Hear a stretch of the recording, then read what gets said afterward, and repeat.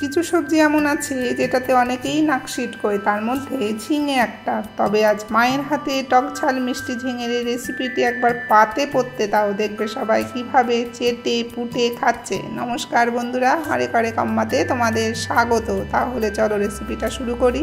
নেওয়া হয়েছে একটা গন্ধরাজ লেবু, নুন, 5টা পাকা লঙ্কা, কালো জিরে,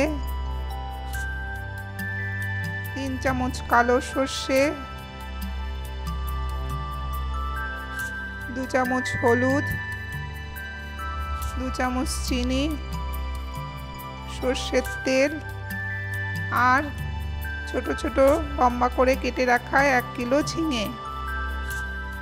তেলটা গরম হলে ওর মধ্যে 1 চামচ কালো জিরে ফোড়নে দিয়ে দিল। এখানে 3 চামচ সর্ষের তেল নেওয়া হয়েছে।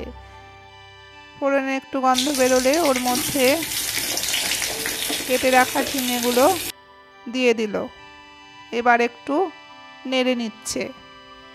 অ্যাড হলো 1 চামচ নুন আর 2 চামচ চিনি। এবার একটু ভালো করে মিশিয়ে নিচ্ছে। ফ্লেমটাকে লোতে রেখে সেদ্ধ হওয়ার জন্য ঢেকে দিল। এবার চলো পেস্টটা রেডি হচ্ছে দেখে নিই। মিক্সিতে পেস্ট তৈরি করার জন্য প্রথমে সর্ষেটাকে ঢেলে দিল পাকা লঙ্কা, সামান্য নুন আর সামান্য জল।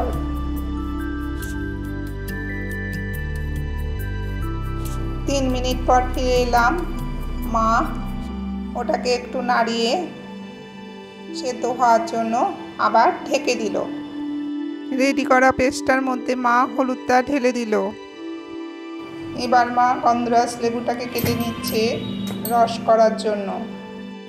আমি ঝিঙে ঠিক পছন্দ করি না, তবে মা যখন এই পদ্ধতিতে করে আবার আরেকটা পদ্ধতিতেও করে, সেটা একদিন তোমাদের দেখাবো।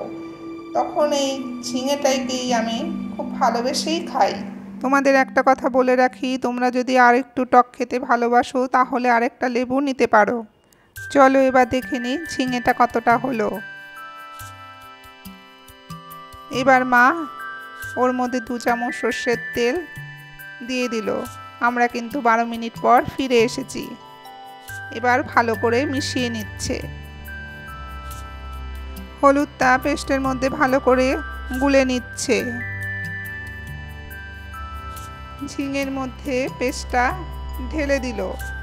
তোমরা তখনই ঢালবে যখন ঝিঙেটা প্রায় 80% হয়ে যাবে।